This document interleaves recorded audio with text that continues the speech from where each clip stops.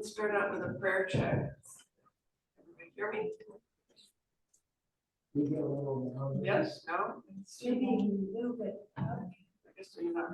Okay, what about now? Can hear you, Is that yes. better? All right.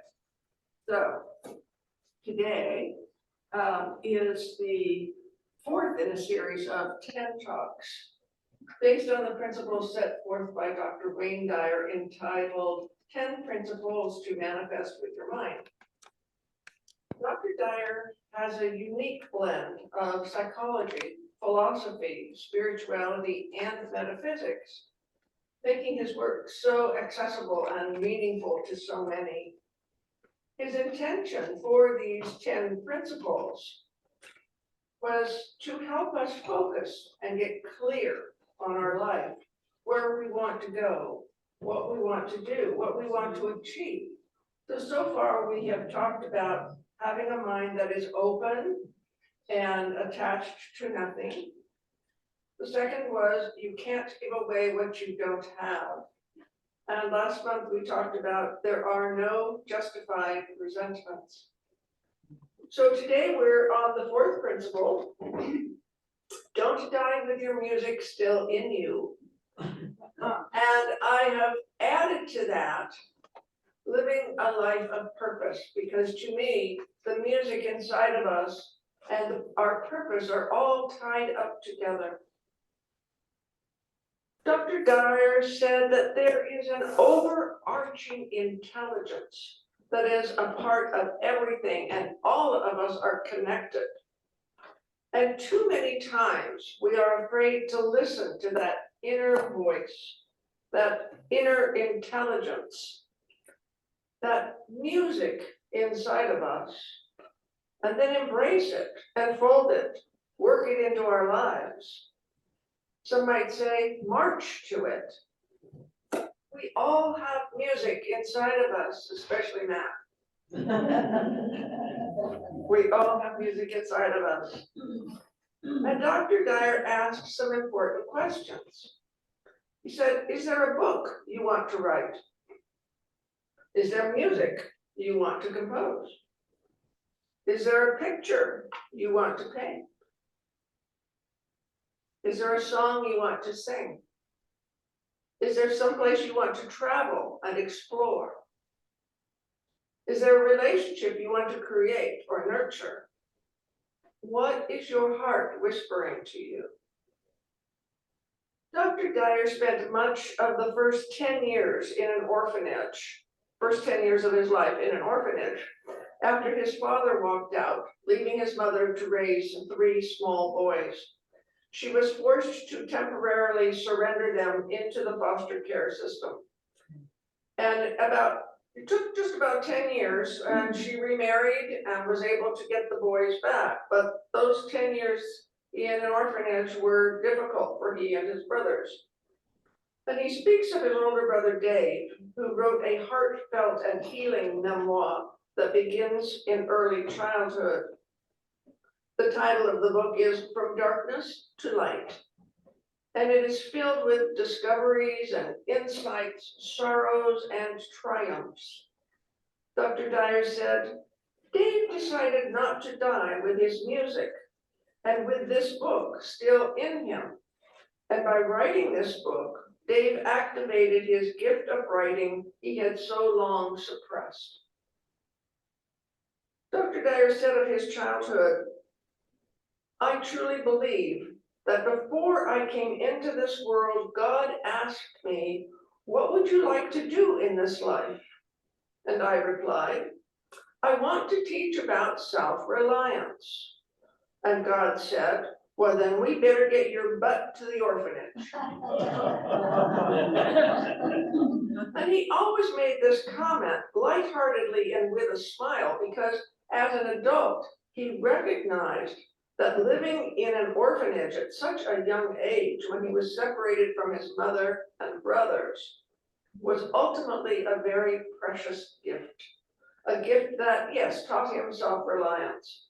And in return, he offers that gift to us, strategies for building self-reliance. And And that self-reliance, that music which he speaks of, resides in all of us. And I see it as so connected to purpose. I'm sure all of us at one time or another have, or maybe daily, or maybe moment to moment, ask the question, what is my purpose? And this can create a lot of anxiety, thinking that we're not living up to our potential, whatever that word might mean. It's a hard question to escape. And there are societal pressures to have it all figured out and maybe all completed by the time we're 40, 50, 60. This question though, what is my purpose in life, is as fluid as it is complex, because life itself is fluid and complex. And our purpose isn't really one thing, it's multi-layered, rich, and yet simple. It can't be put into a small box, it can't be put into a box at all, and clearly labeled my purpose and filed away. Our purpose can and does change throughout our lives, sometimes from one day to the next. I'm sure we all have stories about that one. Maybe our deepest purpose is to discover who we are in our heart, in our soul, and to cherish these deep parts of ourself. Maybe our purpose is to identify the music that is playing inside of us. We are called to discover ourselves. How do we do this? It's as simple as it is hard, as each day we strive to discover ourselves, who we are. We act as a detective in our own life, learning how to pay attention to what brings us nourishment and joy. We pay attention to what feels natural and feeds us from the inside out. Purpose is not one thing. It is many things. It is all things. And even if we are doing something we really don't want to do, we can all think of something right now, certain aspects of child rearing, planning one more meal, getting up in the night to care for a sick child, caring for a loved one as they go through the transformative process of passing from life through death. Our purpose is exactly what we are doing right now. Our purpose is to be present to whatever is happening in our life right now. We are charged to look for that purpose, look for that music, grab a hold of it, embrace it. I'd like to tell you a story. I don't know whether it's true or not, but it's a lovely story that exemplifies finding purpose in daily life. In the heart of London stands the beautiful St. Paul's Cathedral. The original church was founded in 604, and after going through several incarnations, a beautiful new structure was completed in 1314. 350 years later, in 1666, a terrible fire swept through London, destroying homes, businesses, and public buildings, one of them being the magnificent St. Paul's Cathedral. But after the fire, there was hope, and people started a huge project to rebuild St. Paul's and to help the city recover. The famous architect Christopher Wren oversaw this large task. One day, Wren decided to visit the construction site at St. Paul's. He observed the hustle and the bustle, the dust in the air, the noise of the work all around him. And amid all of the workers, he noticed 3 bricklayers, their faces sweaty, covered with dust, their hands rough from handling the bricks. Wren walked up to the first bricklayer and asked, "What are you doing?" Without looking up from his work, the bricklayer replied in a tired voice, "Can't you see? I'm laying bricks, one after the other, all day long." Ren nodded and moved to the second bricklayer, posing the same question. What are you doing? The second bricklayer paused, looked at the wall he was building and said with a hint of pride, I'm building a solid wall. It's hard work, but it's coming together.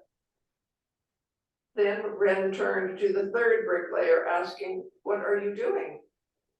The third bricklayer stopped his work, turned to Ren with a broad smile and declared, I am building a grand cathedral. It is going to be a masterpiece, a tribute to the Almighty, standing tall in the heart of the city.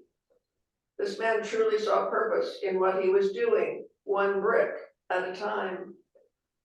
And just like the bricklayer, you hold the power to find and give purpose to what you do, whether it's your passion or not. Let what you do have a sense of purpose to bring greater fulfillment and serve as a guiding light during challenging times. Here is how I see living a life of purpose.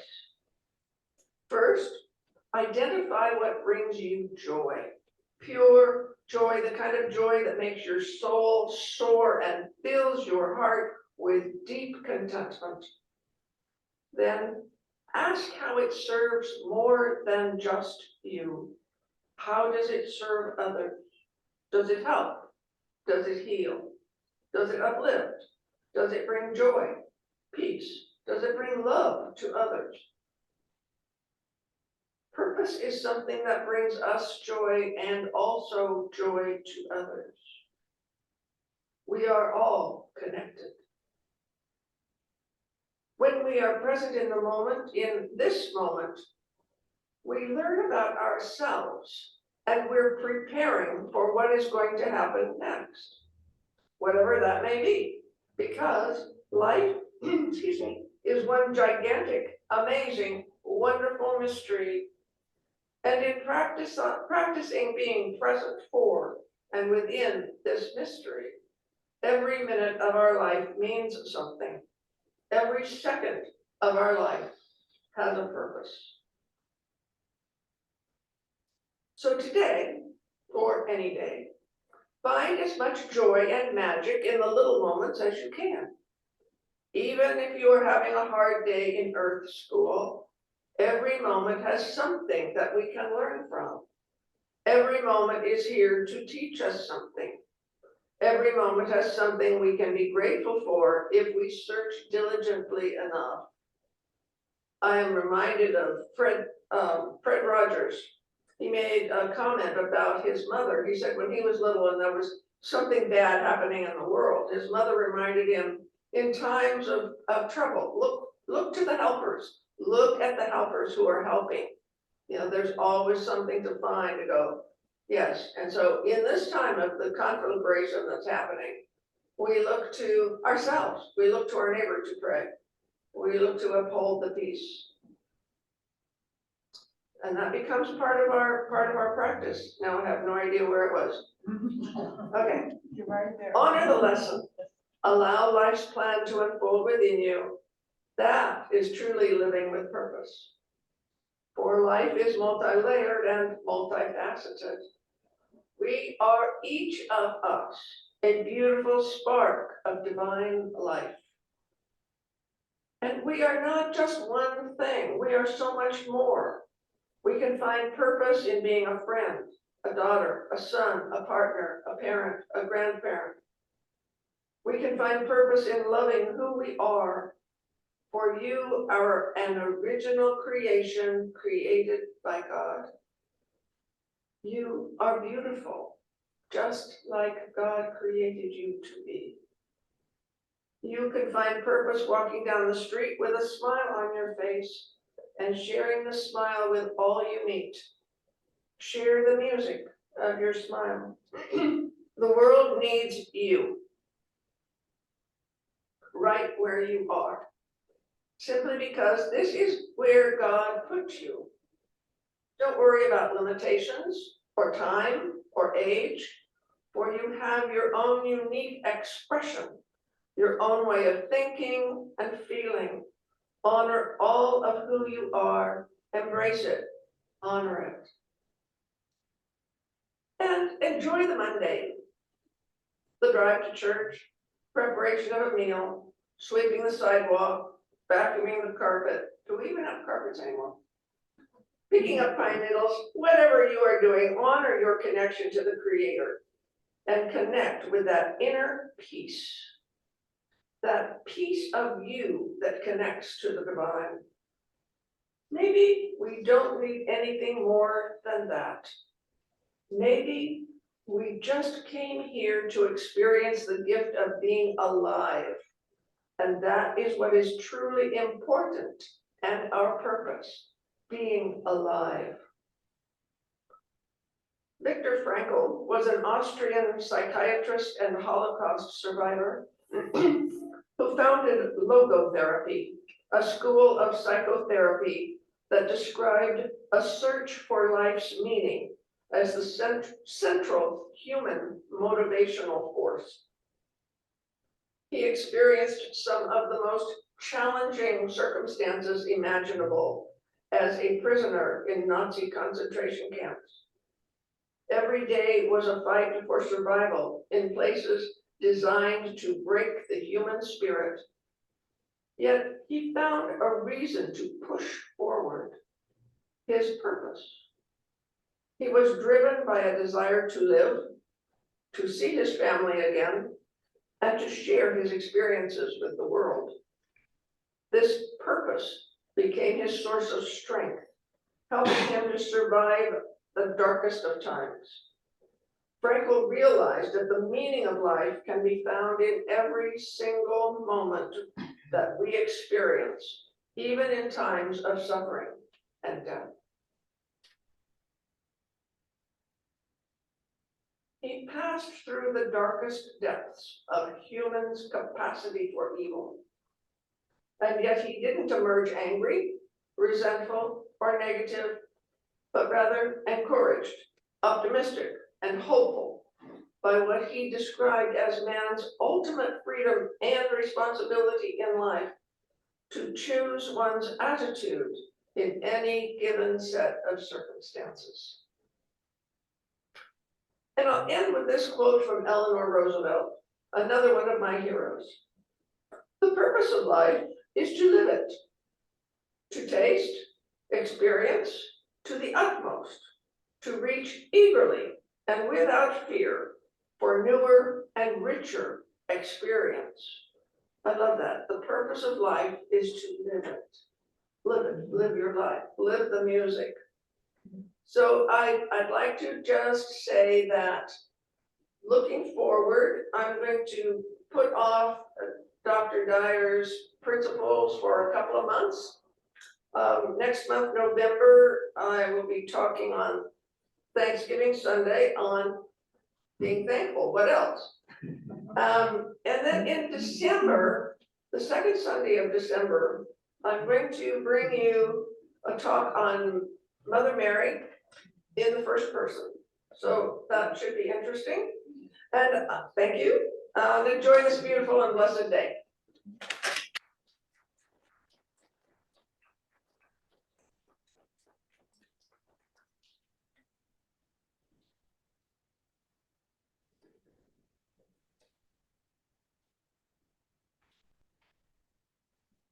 Thank you, Rosie.